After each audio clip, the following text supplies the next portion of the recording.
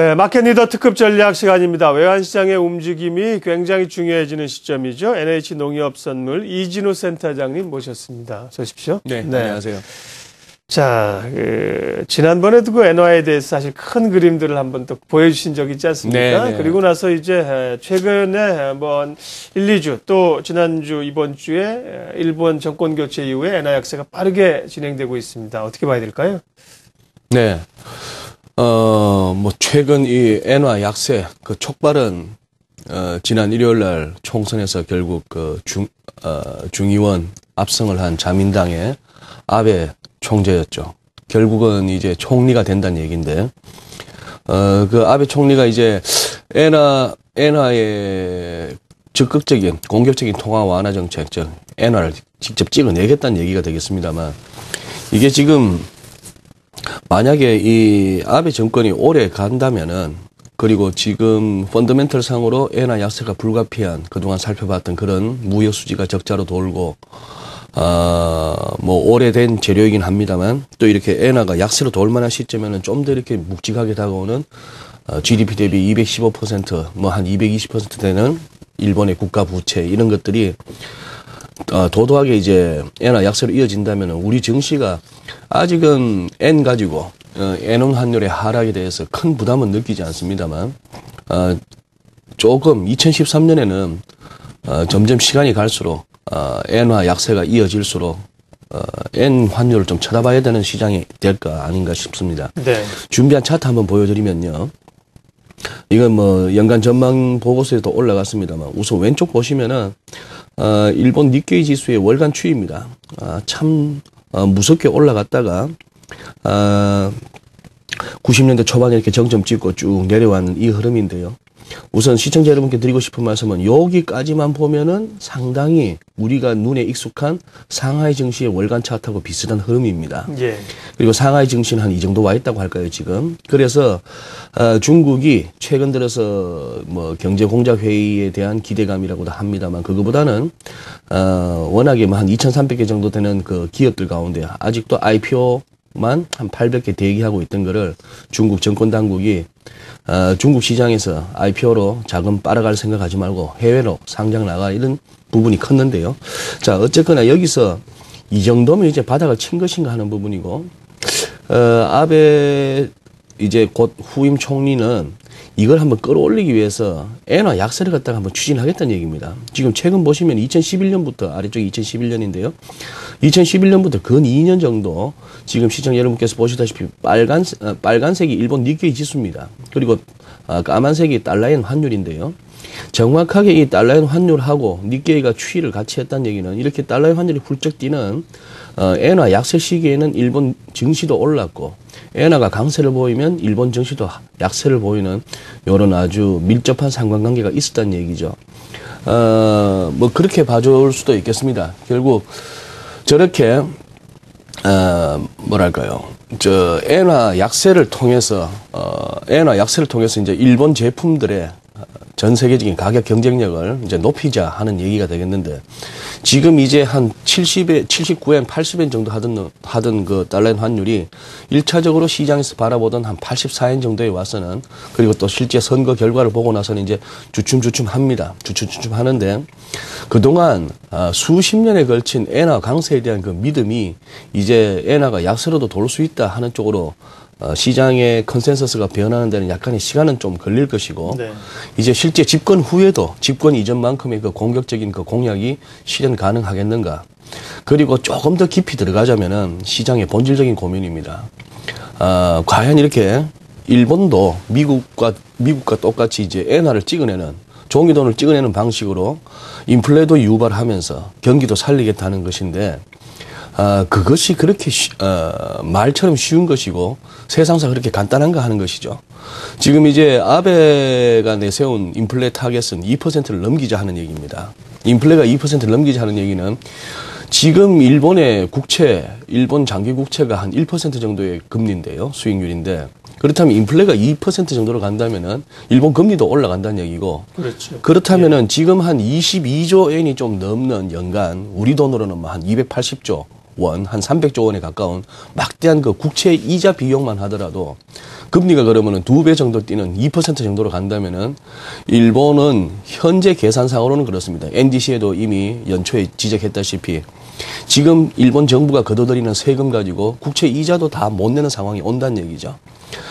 그러니 일종의 우리가 익숙한 폰지, 다단계 금융처럼 이놈의 빚으로 계속 뭔가를 막아간다는 얘기는 글쎄요, 단기적인 어떤 효과는 있을지는 모르겠습니다만 그것이 그렇게 된다면은 누군들 왜 돈을 안 찍어냈겠습니까? 이제 이런 고민들이 갑니다만 이제 우리가 진짜 본격적으로 고민해야 될 거는 그동안에 이제 상대적으로 예전 같은 경쟁력을 못 보이던 전자산업이나 자동차 산업에서 그 다음에 엔고로 인한 가격 경쟁력까지 밀리면서 일본이 많이 치여왔는데요. 우리 한국 같은데 여기서 엔화 약세가 이러다 몇 달 이러다 많은 추세가 아니고 향후 몇 년에 걸친 장기적인 추세로 간다고 했을 때 그러면 우리 국내 일본과 경쟁해야 되는 기업들은 어떻게 될 것인가 하는 부분은 아마 2013년 접어들면은 엔화 약세가 84엔을 넘어서 87엔, 90엔 쪽으로 가까이 가면 갈수록 점점 더 부담스러워질 것입니다.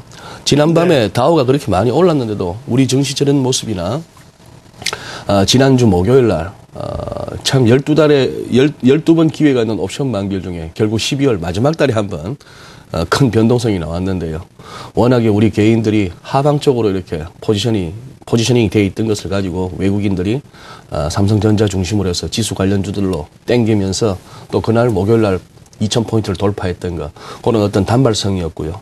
지금 해외 증시가 유럽 하락, 네. 뉴욕 상승 이런 흐름 가운데 우리가 주춤주춤 하는 거는 어느덧 좀 우리가 지금 얘기하고 있는 엔화 약세 부분을 좀 시장이 의식한 것 같습니다. 하고 있는 것 같죠. 네네. 우리 원화는 이제 우리 자체적이라는 것보다도 글로벌 시장에서 돈이 풀리고 이래서 강세로 가고 있는데 네. 또 정치적 요인으로 약세로 가고 있어서 네.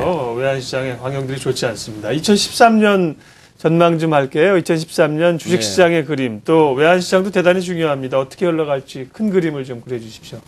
네.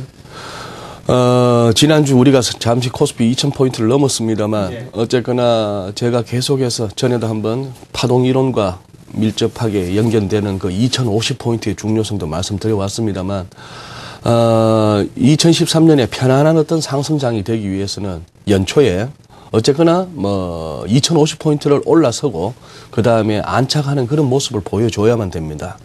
거기에는 여러 가지 외국인을 비롯한 수급 요인도 있겠고 대외 변수도 있겠습니다만 일단 재정절벽 문제는 그럭저럭 지금 파국은 없겠다 하는 쪽으로 가고 있는데요. 이제 그런 정치적인 이벤트보다 경기 쪽을 좀 이제 봐야 되는 재정절벽 넘어가면은 그런 쪽이 되겠고 그 다음에 이제 환율인데 글쎄요, 지금 전 세계적으로 이 자국 통화 가치의 약세를 몰고 가겠다는 그런 의지는 강한데, 예. 그런 측면에서는 지금 우리가 제일 좀 시기적으로, 그런 부분에 좀 취약한 것 같습니다. 지금 바로 내일인가요? 선거가? 그렇죠. 자, 내일이 선거고, 자, 선거 이후에 따라서, 결국 1번과 2번 중에, 어느 쪽이 이제 집권하느냐에 따라서 큰 환율의 정책 스탠스도 달라질 수 있다 하는 측면에 현 상황에서는 우리 당국에서 우리 정부 측에서 환율과 관련해서 다른 나라들처럼 분명한 목소리를 낼지도 못하는 그런 흐름입니다. 그런 흐름이고 그리고 일단 이 원화의 강세 부분은 우리 당국의 의지가 이제 선거 이후 결과에 따라서 당국의 의지가 어떻게 되든 것을 떠나서 현재 지금 너무 달러가 많다는 측면, 무역 수지나 경상 수지 측면, 외환 보유고 측면, 그리고 은행들의 단기 차입금이 남아 도는 이런 상황이라고 한다면은 좀처럼 어렵다 하는 부분이죠. 차트 한번 보시고 환율 먼저 한번 차트 말씀드리고 보시죠. 지금 이렇게 금년 5월 네, 달러 환율입니다. 금년 1185원대에서 이렇게 지금 1070원 근처까지 와 있는 환율인데 180원 이상 빠졌습니다. 180원이 아니고 한 110원 이상 빠졌죠. 자, 많이 이렇게 밀렸는데 일단은 단기적으로는 이 정도라면은 반등은 나올 만하겠다라고 볼 수는 있겠습니다만 이 반등이 굉장히 약할 수밖에 없는 것은 지금 우리 서울 외환시장은 그냥 이렇게 롱으로 물렸다라고 보시면 맞겠습니다. 그러니까 불과 한 달 전만 하더라도 이 1110, 1100원 여기서 달러를 팔 수 있었던 기업들이 참 많았는데 하다가 여기까지 와버렸거든요. 이 과정에서도 많이 지금 매물이 소화됐습니다만 그렇다고 한다면은 앞으로 향후 환율이 오른다 하더라도 1,100원이나 1,114원 이 정도는 상당히 여기까지는 쉽지 않은 그런 반등이 되겠다 하는 그런 생각. 그래서 이제 우리도 지금 이제 선거 이후에 새롭게 좀 전열을 가다듬어서 전 세계적인 어떤 통화 전쟁 이 와중에 우리 한국 정부의 원화 가치에 대한 어떤 스탠스 그리고 지금 좀 더 우리 원화가 강세도 가도 좋은가 부분을 한번 정리해주는 그런 계기가 필요하다고 봅니다. 예. 네. 올해는 이제 저희 그 프로그램 정규 시간에는 못 뵙겠죠?